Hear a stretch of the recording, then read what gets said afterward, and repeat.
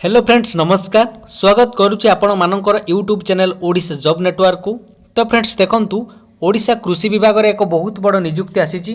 जदि आपणकर योग्यता +2 पास रही +3 पास रही आपण एथिरे एलिजिबल अछंती ओ आवेदन करि पारिबे। एथिपई आपणकर मासिक दरमा मासिक आपणकर 31,000 टंका रखा जायछि।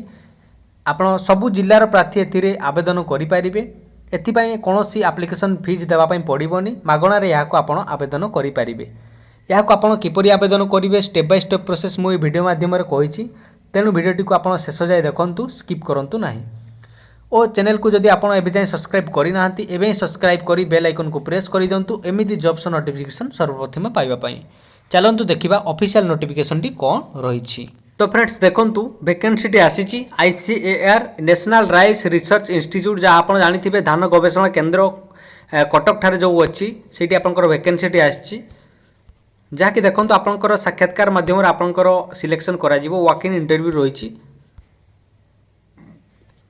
तापर देखंतु पोस्ट रही देखंतु सीनियर रिसर्च फेलो जहाँ रही आपंकर देखंतु गोटे वैकेंसी अच्छी जहाँकि देखो आपंकर दरमा देखो 31,000 पर मंथ रखा जाइए प्लस आपंकर HR अलग आपंकर अच्छी। एजुकेशनल क्वालिफिकेशन देखो आपंकर जदि योग्यता MSc biotechnology agriculture biotechnology बोटानी life science ता सहित आपंकर 4 वर्षर थिबा दरकार ता सहित आपंकर 5 वर्षर आपंकर बैचलर्स डिग्री किसी थिले आपण यहाँ आवेदन करि पारिबे।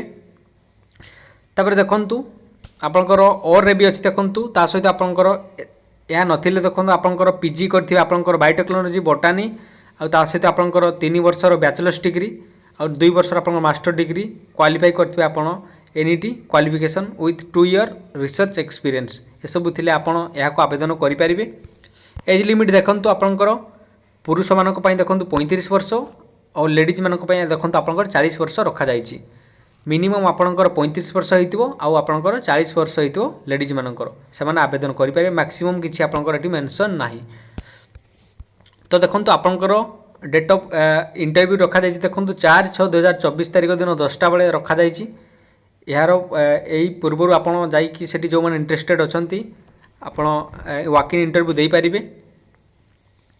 तापर देखंतु नेक्स्ट वैकेंसी रही देखंतु एग्रीकल्चर फील्ड ऑपरेटर बा AFO पोस्ट आपंकर रही देखो गोटे वैकेंसी अच्छी 18,000 पर मंथ आपंकर सैलरी रखा जाइए। या मध्य देखो आपंकर matric with +2 vocational diploma in agriculture related subject देखो आपंकर एग्रीकल्चर रिलेटेड सब्जेक्ट किसी जदि आपंकर वोकेशनल डिप्लोमा थिबो ता से माने आवेदन करि पारिबे। तापर भी देखो जदि से नाही आपंकर मैट्रिक विथ देखो 2 वर्षर आपन काम करथिबे एग्रीकल्चर फील्ड रे तो से माने आवेदन करि पारिबे। देखंतु एज लिमिट देखंतु 18 रु 50 वर्ष होइतिले आपण एथिरे आवेदन करि पारिबे। आपनकर वॉक इन इंटरव्यू देखंतु अछि आपनकर साक्षात्कार अछि 5/6/2024 तारिख दिन सकाळ 10टा बेला आपनकर रखा जाइछि। थर्ड वैकेंसी देखंतु आपनकर जा रहिछि यंग प्रोफेशनल पई रहिछि देखंतु गोटे वैकेंसी अछि देखंतु आपनकर दरमा देखंतु बहुत भलो सैलरी अछि देखंतु 30,000 पर मंथ आपनकर सैलरी अछि।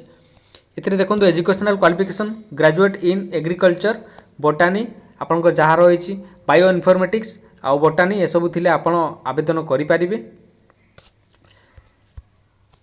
एज लिमिट देखंतु 21 रु 45 वर्ष होइतिले आपण एथिरे आवेदन करि पारिबे। आपनकर डेट टी मेंशन अछि देखंतु आपनकर साक्षात्कार समय 4/6/2024 तारिख दिन आपनकर अपराह्न 2:30 रे आपनकर रहिछि साक्षात्कार आपनकर वॉक इन इंटरव्यू रहिछि ना आपंकर पोस्टिंग हे देखो आपंकर ICAR NRR कटक रे आपंकर प्लेस ऑफ पोस्टिंग देखो हम आ इंटरव्यू मध्य आपंकर ICAR NRI कटक रे अछि।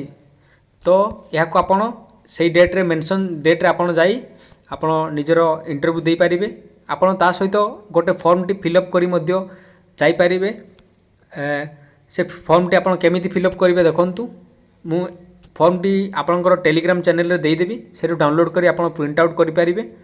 तो फॉर्म टी को आपण किपरि फिलअप करिवे चलंतु देखिबा। तो फ्रेंड्स देखंतु स्क्रीन रे मोर आपण देखि पारुथिबे गोटे बायोडाटा फॉर्म टी अछि।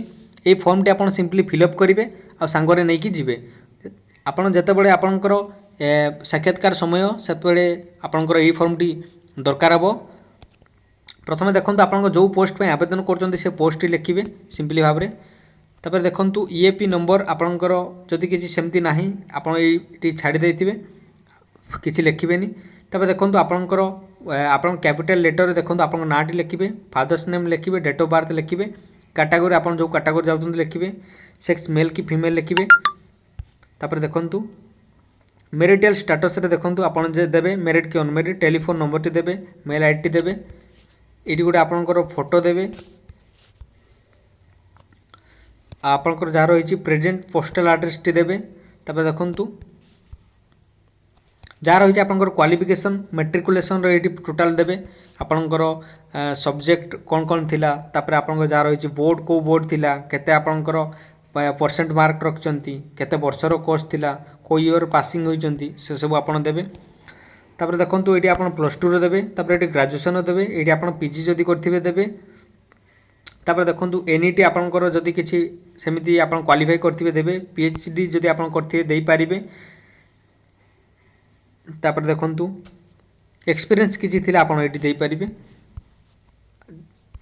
जो गुडा आपनकर नाही सेटी आपन नॉट एप्लीकेबल बा एनए लिखि देई पारिबे। तापर देखंतु आपनकर जदि के आपनकर रिलेशन रो ब्लड रिलेशन रो के जदि आईसीएआर रे जॉब करूचंती तो तांकर आपनकर रेफरेंस हिसाब रे आपन एटी ना एवं आपनकर एम्प्लॉय कोड टी देई पारिबे मध्य, employee ID and employee name मध्य आपन डेजिग्नेशन सहित आपन देई पारिबे।